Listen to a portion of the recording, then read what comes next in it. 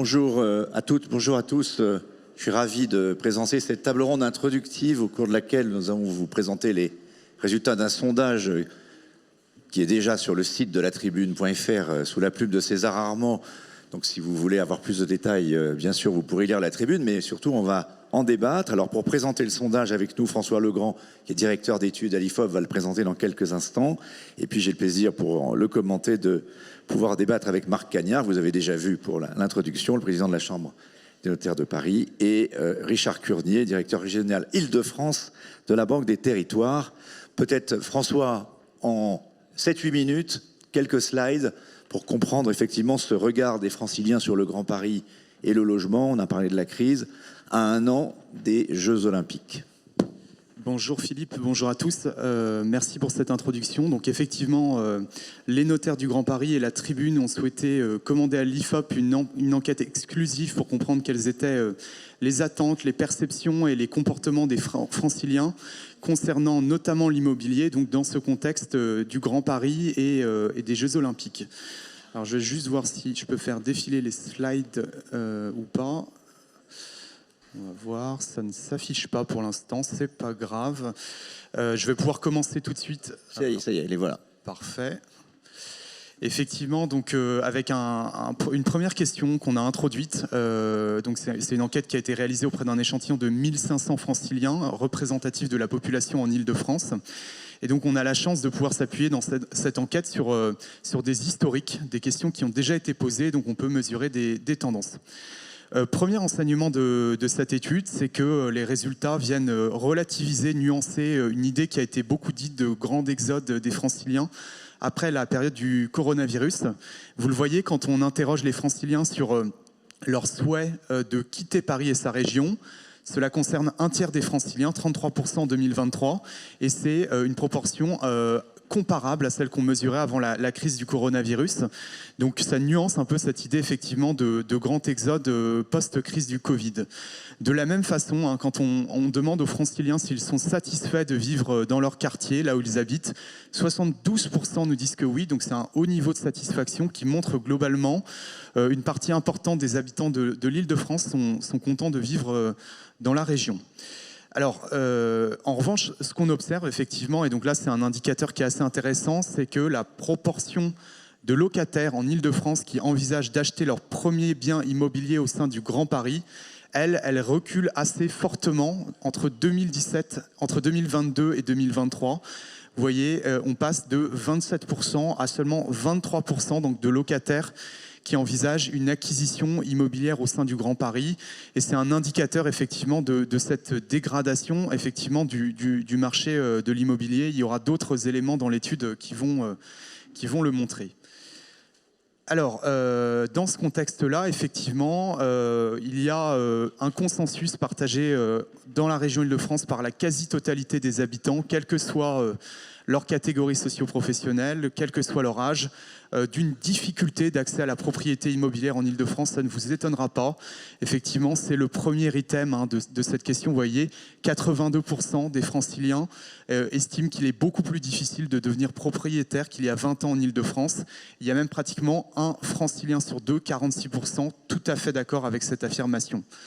De la même manière, constat quasi autant partagé, 78% estiment que l'accession à la propriété est devenue quasiment impossible pour les jeunes générations en Île-de-France. Alors donc, les franciliens font très largement le constat d'un accès à la propriété immobilière qui est quasiment impossible, mais pour autant, et ça c'est très intéressant, on voit que l'accession à la propriété immobilière fait toujours rêver les franciliens, il fait toujours aussi rêver les Français. Il y a toujours une dimension statutaire très forte en France liée à la pierre et à l'accession à la propriété immobilière. Donc vous voyez, même s'il y a ce constat d'une difficulté d'accès à la propriété, pour autant très largement, les franciliens estiment que à long terme, on gagne toujours à devenir propriétaire plutôt qu'à rester locataire. Que pour 3/4 des franciliens, devenir propriétaire constitue le meilleur investissement. Et à l'inverse, on voit seulement 29% des franciliens estiment que le rendement des placements immobiliers est insuffisant. Il vaut mieux investir en bourse. Donc voilà, il y a toujours ce désir effectivement d'accéder à la propriété qui est très fort. Mais malgré tout, donc quand on demande aux franciliens si le contexte politique et économique actuel est favorable ou pas favorable à l'achat d'un bien immobilier en Île-de-France, vous voyez, ça ne vous étonnera pas en tant que professionnel de l'immobilier, 3/4 nous disent que le contexte n'est pas favorable. Alors ce qui est intéressant, c'est qu'on a un peu creusé les choses et donc on a demandé à ces 3/4 d'habitants de l'Île-de-France pourquoi est-ce que selon eux, le contexte n'était pas favorable, quels sont les freins à l'achat d'un bien immobilier en Île-de-France. Vous voyez apparaître un graphique avec 2 barres. La barre rose claire, c'est la première citation. La barre rose foncé, c'est le total des citations. Il pouvait choisir plusieurs réponses. Donc, premier frein à l'achat d'un bien immobilier en Île-de-France, les prix très élevés des biens immobiliers apparaissent dans certaines communes. Deuxième frein, l'augmentation des taux d'intérêt. Effectivement, là, on touche probablement à un des points les plus importants. Les prix ont commencé à baisser, mais pas suffisamment pour commencer la baisse de pouvoir d'achat liée à l'augmentation des taux, d'où cet environnement jugé défavorable par 3/4 des habitants de l'Île-de-France. Alors, ceci dit, effectivement, là, on voit qu'il y a peut-être un petit retournement du marché, ou en tout cas que les franciliens commencent à voir que la dynamique s'est inversée en termes de prix. On a interrogé plus spécifiquement les acheteurs récents, donc les franciliens qui ont acheté un bien immobilier au cours des 3 dernières années. Et on leur a demandé s'ils craignent de devoir vendre leur logement à un prix plus bas que celui où ils l'ont acheté. Donc vous le voyez, 52% de ces acheteurs récents commencent à craindre effectivement de devoir vendre à un prix plus bas leur logement. Et là aussi, on a creusé à nouveau les raisons de cette crainte. Et donc on voit différents éléments. Bien sûr, en premier, ils nous disent à cause du marché immobilier actuel, la baisse des prix qui a commencé à s'amorcer, mais également, et là on voit qu'il y a peut-être un effet assez majeur de la question du DPE. Deuxième citation, ils nous disent à cause de sa note de performance énergétique, 35%, et pour 26% à cause du coût des travaux d'isolation ou de ravalement prévisibles. Donc effectivement, peut-être que cette question des normes environnementales du DPE est un game changer. Je conclurai en vous parlant des Jeux Olympiques, puisque c'était aussi un axe qui a été investigué dans le cadre de cette enquête. Les Jeux Olympiques, ils suscitent pour l'instant en Île-de-France des jugements ambivalents. Pour 2/3 des habitants de l'Île-de-France, ils sont une opportunité économique et ils sont une source de prestige. Mais ils sont aussi jugés par 80% des habitants comme étant une source de nuisance certaine. Voilà, donc des jugements ambivalents par rapport à ces Jeux Olympiques. Voilà pour les principales données, les principaux enseignements de cette étude de l'IFOP. Merci beaucoup François Legrand pour cette étude dont vous retrouverez tous les détails. Merci. Tous les détails sur latribune.fr ce matin. Alors, on dit qu'il n'y a pas de grand exode. Il y aura peut-être un grand exode des Parisiens pour les JO parce qu'il y a des craintes. On en parlait sur les transports. On verra. J'espère que ce n'est pas le cas néanmoins. Mais le grand sujet d'actualité, et peut-être le point sur lequel on voudrait débattre avec vous deux, c'est cette crise du logement.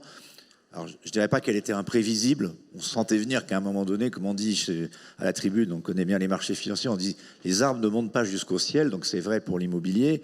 Mais surtout, ce qui s'est produit, c'est qu'on a une multiplication quasiment par 3 ou 4 des taux d'intérêt dans une période de temps quasiment jamais vue dans l'histoire. C'est-à-dire en un an, de voir des taux d'intérêt qui sont aujourd'hui à plus de 4% sur les emprunts. Donc évidemment, c'est en train de provoquer un changement important du marché. J'aurais peut-être commencer par vous demander, Marc Cagnard, vous, les notaires, donc on sait, vous l'avez dit tout à l'heure, il y a déjà un ralentissement, donc on connaît, vous avez publié tous les chiffres, mais est-ce que vous avez le sentiment que c'est une crise, comme l'a dit Patrick Ollier, grave, profonde? Si on regarde un petit peu, parce qu'on regarde dans le sondage l'horizon, il y a un gel du marché entre les acheteurs et les vendeurs, tout le monde se retrouve bloqué pour au moins 2 ans à venir. Est-ce qu'il faut s'attendre à une crise qui puisse durer et s'installer au moment où justement le Grand Paris devait offrir des nouvelles options? Ça tombe mal, quoi, voilà, cette crise. Alors, est-ce que la crise va être longue ou pas? J'espère qu'elle ne le sera pas, mais ça va dépendre un petit peu de la prise de conscience de ceux qui vont vendre des biens, de la nécessité d'adapter le prix, en fait, au contexte qui a changé. C'est-à-dire que l'acquéreur, aujourd'hui, il a un pouvoir d'achat immobilier qui a été très diminué.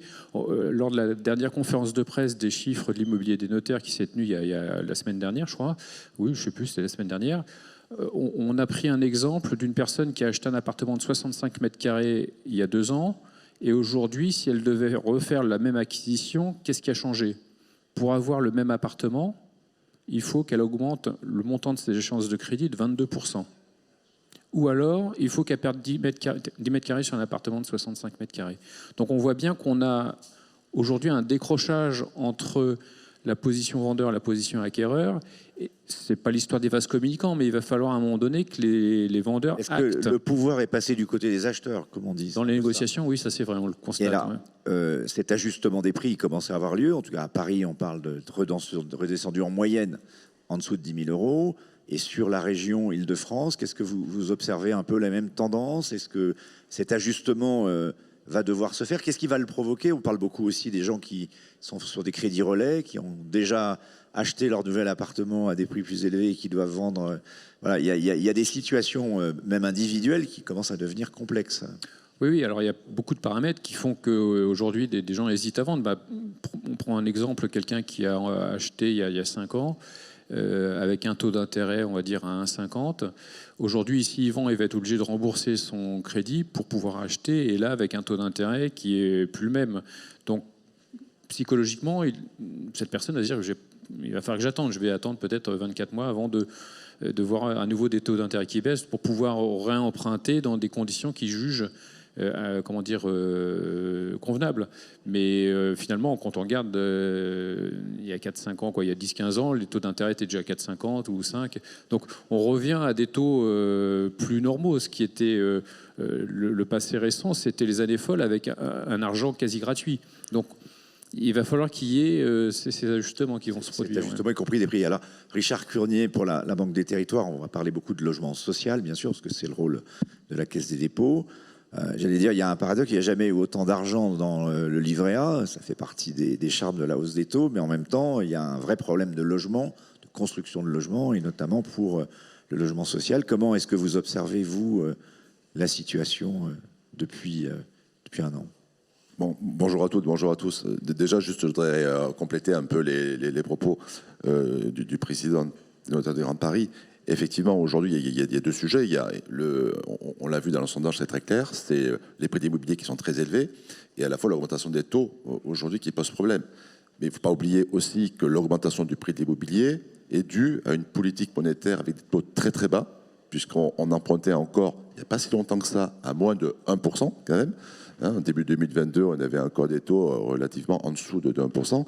Et là, l'augmentation effectivement rapide, vous l'avez dit, des taux, ça pose un réel problème, puisque quasiment pour une augmentation de 1%, c'est moins 10% de capacité d'emprunt pour les ménages. Donc, plus 1, moins 10%. Donc, là, globalement, il y a une augmentation de 3% à peu près. Donc, ça veut dire qu'on a moins 30% de capacité d'emprunt pour les ménages. Donc, ça, c'est un vrai sujet. Et donc, du coup, bien évidemment, le marché est grippé, voire quasiment bloqué, puisque les acquéreurs n'ont plus cette capacité d'emprunt et les vendeurs, même si effectivement le marché baisse un petit peu, ça ne baisse pas assez vite finalement, et donc du coup le marché on arrive à plus de transactions. Alors sur le logement social en particulier. Alors, sur le logement social, vous savez que nous finançons le logement social sur des durées très longues et on le finance grâce au livret A. Alors, le livret A aussi, vous avez vu qu'il a augmenté, puisqu'on est passé finalement en très peu de temps de 0,5 à 3%. Donc, le gouverneur de la Banque de France a limité à 3%, alors qu'il aurait dû, avec la formule de calcul, être plus élevé, 4%. Et donc, cet argent, nous prêtons aux bailleurs sociaux sur des durées de long terme, puisqu'on peut prêter sur des durées de 40 ans, voire 80 ans, justement, pour faciliter la construction de logements sociaux. Et là, sur le livret A, c'est assez intéressant, puisque en 2010, il y avait à peu près 200 milliards de dépôts. C'est l'argent que vous avez, votre épargne, dans vos banques. Il est remonté en grande partie à la Caisse des dépôts. Donc, on avait 200 milliards en 2010, et là, on a 400 milliards en 2023. Donc, on a un afflux de liquidités qui vient bien évidemment à un rendement pour l'épargnant qui est beaucoup plus important, mais qui renchérit aussi le coût de financement pour le bailleur social. D'où les différentes mesures que nous avons mises en place, notamment le réaménagement de la dette des bailleurs sociaux pour leur donner des marges de manœuvre, l'allongement sur des durées de 80 ans pour le portage foncier, donc le renforcement du haut de bilan aussi de certains bailleurs pour qu'ils aient les fonds propres pour investir. La Caisse des dépôts, également investisseur on parlait de l'héritage des JO dans le village olympique et le village des athlètes qui, après les Jeux, devront devenir des logements pour les habitants de la Seine-Saint-Denis. Je crois que les prix d'équilibre auxquels ça s'est fait sont autour de 5 000, 5 200 euros du mètre carré. Est-ce que, compte tenu du contexte, cette opération va pas connaître peut-être des difficultés à s'écouler? Comment vous voyez les choses? Alors, c'est pas l'essentiel du marché, mais c'est assez symbolique de cet héritage des JO. On a l'îlodé, ce qu'on appelle le village des athlètes. On a voulu montrer le groupe Caisse des dépôts avec toutes ses filiales, ICAD, CDC Habitat, Aegis, de montrer ce qu'on pouvait faire en termes d'innovation. Et donc, on a 652 logements, 10 000 m² de tertiaire et 3 000 m² d'activité. Et effectivement, sur ces 652 logements, il y a une petite centaine qui vont être destinés finalement à l'accession. Donc, on va y avoir effectivement aussi des délais d'écoulement qui vont être un peu plus longs que prévu. Mais j'ai envie de dire, on a cette capacité, nous, d'attendre et de supporter finalement ce délai par rapport à notre investisseur. On parlait un petit peu tout à l'heure du rôle de la région, du rôle de l'État. Il y a eu un CNR logement, un conseil de la refondation sur le logement. Marc Cagnard, les professionnels ont accueilli assez froidement ce qu'on a retenu, en tout cas jusqu'à présent, le gouvernement. Alors on sait qu'il y a moins d'argent, donc c'est cette question du soutien public. Et en même temps, il y a le sentiment, vous l'avez dit, d'un marché qui se bloque et qui, s'il n'y a pas une action peut-être de l'État pour le dégeler, ça pourrait devenir une crise, certaines personnes disent une des crises les plus graves du logement depuis longtemps. Qu'est-ce que vous attendez, vous, des pouvoirs publics, sachant c'est une crise multifactorielle? On a parlé des taux d'intérêt, il y a la question de l'offre, effectivement, et de la construction. Il y a le sujet de la rénovation aussi qui vient perturber le marché locatif. Qu'est-ce que vous attendez? Vous avez dit que vous êtes en train de travailler vous-même sur quelques propositions. On ne s'est pas mis à travailler parce que la crise est là. Les premières propositions, les 30 propositions pour le logement des notaires du Grand Paris, c'est 2020. Donc on sentait qu'il y avait quelque chose qui arrivait parce qu'on sentait déjà que les primo-accédants avaient des difficultés et de plus en plus on devait s'éloigner de Paris pour pouvoir se loger. Donc on voyait bien que la crise allait venir. Donc on avait déjà travaillé, on avait soumis nos propositions aux autres professionnels de la chaîne de l'immobilier et pour éprouver ces propositions, pour savoir si elles étaient pertinentes ou pas. Et donc aujourd'hui, on va les représenter aux différents acteurs, aux différents décideurs pour dire, voilà, les notaires, les professionnels de l'immobilier, d'une façon générale, cherchent des remèdes, ont des propositions, on est des hommes de terrain, on a des recettes simples à mettre en place et il faut maintenant écouter les hommes de terrain et les femmes de terrain pour trouver des solutions. On n'est pas là pour se lamenter, on est là pour apporter la contribution à un problème qui concerne tout le monde. Alors sur le sujet des passoires thermiques qui fait beaucoup parler de lui, François n'a pas trop développé, mais il y a dans le sondage effectivement un point assez étonnant, peut-être beaucoup de gens ne sont pas au courant de leur DPE. François, vous pouvez peut-être... Exactement, dans le sondage, en fait, on voit que seulement 30% des franciliens connaissent le DPE de leur logement et seulement 40% des propriétaires. Donc ça reste encore un sujet qui est mal connu.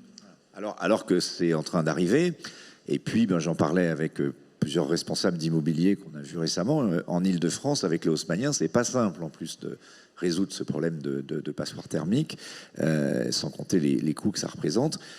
Est-ce que vous auriez, vous, des propositions à faire, Marc Cagnard, pour aider à éviter, pour le coup, alors là, une congélation du marché locatif, parce que c'est un peu ce qui est en train d'arriver. Pour grossir un peu le trait, on va dire qu'en ce moment, on vend beaucoup de passoires thermiques. Propriétaires. On préfère vendre que de faire les travaux. Parce qu'ils ne peuvent pas le faire. Tant que les prix sont... Ils ne peuvent pas les faire, on est en copropriété, ils ne sortiront pas du F ou du G. Donc finalement, qu'est-ce qu'ils font? Ils vendent. Ils ne peuvent pas remettre en location. Le locataire donne son congé, il s'en va. Le propriétaire... Ça fait moins de bien pour le locatif. Voilà. Et puis ça met de la pression à la vente. Et l'objectif d'améliorer la performance énergétique des logements quelque part est bien souvent manqué parce que tout simplement celui qui achète va acheter pour se loger lui-même et donc il va conserver une passoire Et énergétique. donc aucun effet sur le climat. Voilà. Qu'est-ce que vous proposeriez? Je crois que vous avez une idée fiscale. Oui, alors c'est pas une idée fiscale, ou plutôt, comment dire, l'idée c'est de reprendre un peu l'exemple du travail sur les entreprises. Donc ce régime a été instauré pour sauvegarder l'emploi. Et aujourd'hui, on a sur le logement, sur l'immobilier, d'une façon générale, des injonctions contradictoires. Il faut loger tout le monde, il faut que les étudiants puissent se loger, il faut que tout le monde puisse se loger, mais en même temps, il faut injecter beaucoup d'argent pour rénover les logements. On ne peut pas tout demander au pouvoir public, on ne peut pas tout demander aux finances publiques. Pourquoi ne pas imaginer qu'on pourrait prévoir un dispositif dans lequel le propriétaire qui s'engage à faire passer son bien de FG jusqu'en B ou en A, pourquoi pas, qui prennent un engagement de louer à des conditions réglementées ou contrôlées, puisse transmettre ensuite son patrimoine à ses propres héritiers.